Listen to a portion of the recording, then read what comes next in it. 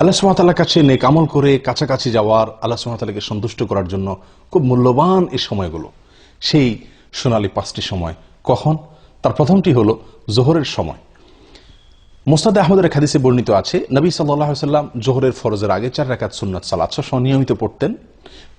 কোন সাহাবী তাকে প্রশ্ন করলেন, ইয়া রাসূলুল্লাহ, আমরা আপনাকে দেখি সবসময় আপনি সালাতটি নিয়মিত আদায় করেন, এই 4 রাকাত সালাত কখনো ছাড়েন না, এর হেতু কি, রহস্য কি?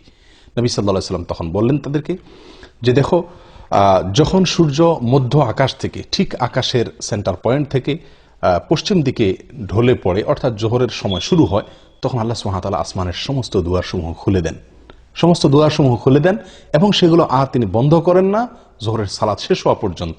ফাউহিব্বু আন ইউসআদা লি ফিহা খায়র, তো আমি চাই, আমার কাছে ভালো লাগে, আমার পছন্দ হয় যে এই সময়ে আল্লাহ যখন আসমানের দুয়ারসমূহ খুলে দেন, এই সময়ে আমার কোনো নেক আমল যেন উপরে ওঠে, সেজন্য আমি নিয়মিত এই 4 রাকাত সুন্নাত আদায় করে থাকি। জোহরের ওয়াক্ত শুরু হওয়ার পর থেকে নিয়ে জোহরের সালাত শেষ হওয়া পর্যন্ত এই সময়টুকুতে আল্লাহ সুবহানাহু ওয়া তাআলা আসমানের দুয়ারসমূহ খুলে দেন। এবং এর পাশাপাশি আমরা নিয়মিত হয়তো অনেকেই আলহামদুলিল্লাহ জোহরের আগের এই সুন্নাত সালাত আদায় করি, কিন্তু হয়তো কয়জন লক্ষ্যই করি না আমরা যে এই সময়টুকু আসমান এর দরজাসমূহ আল্লাহ সুবহানাহু ওয়া তাআলা খুলে দেন।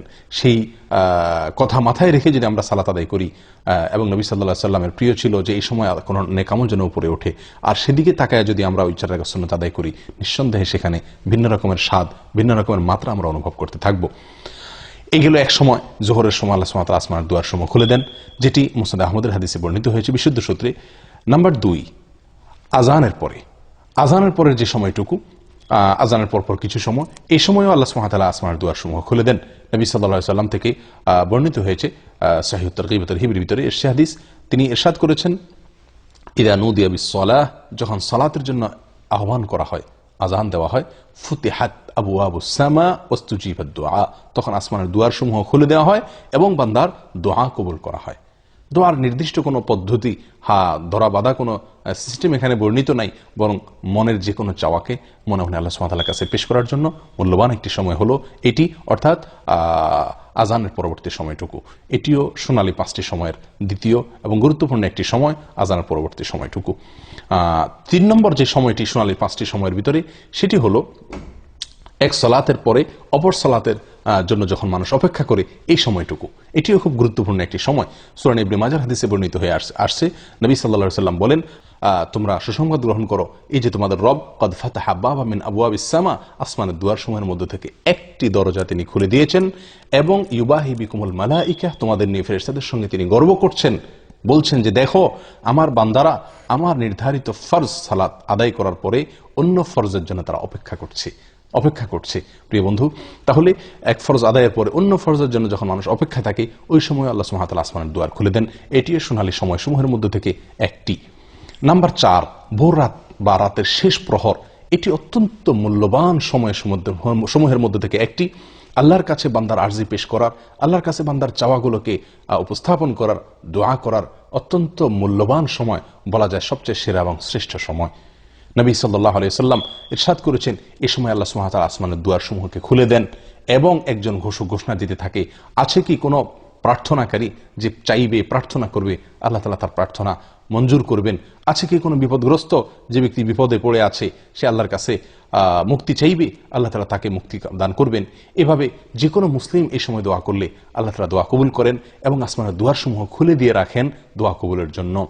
তবে 2 শ্রেণী ব্যক্তিকে আল্লাহ তাআলা এই সময় তাদের দোয়া কবুল করেন না। তার ভিতরে হলো, এক ব্যক্তি হলেন যিনি পেশাদার ব্যভিচারিণী মহিলা, সে, আর দ্বিতীয়ত হলো যে লোক ব্যবসায়ীদের কাছ থেকে চাঁদাবাজি করে, ব্যবসায়ীদের কাছ থেকে চাঁদা আরোপ করে অর্থ আত্মসাৎ করে, এই ব্যক্তি এবং পেশাদার ব্যভিচারিণী, এই 2 ব্যক্তি ছাড়া আল্লাহ সুবহানাহু ওয়া তাআলা তাদেরকে তওবা করার পরে তাদেরটাও আল্লাহ তাআলা মাফ করেন। এই 2 ব্যক্তি ছাড়া, এই 2 কাজে লিপ্ত থাকলে, সেই ব্যক্তিরা ছাড়া আর অন্য সবার দোয়াকে আল্লাহ তাআলা কবুল করেন এবং আসমানের দুয়ার আল্লাহ তাআলা খুলে দেন।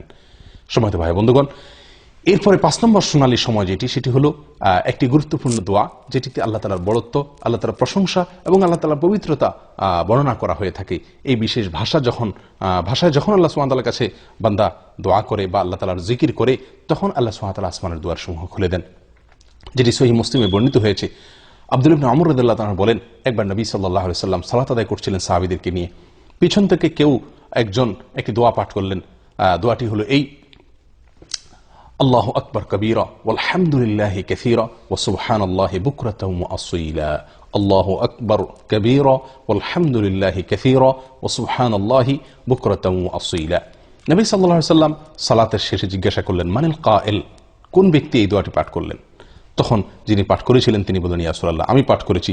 নবী সাল্লাল্লাহু আলাইহি ওয়াসাল্লাম তখন বললেন, আমি আশ্চর্যান্বিত হয়ে গেছি, তোমার এই দোয়া পাঠের পর আল্লাহ সুবহানাহু ওয়া তাআলার পক্ষ থেকে আসমানের সমস্ত দুয়ার সমূহ খুলে দেওয়া হয়েছে, এটাকে অভ্যর্থনা জানানোর জন্য, এটাকে ইস্তেকবাল করার জন্য।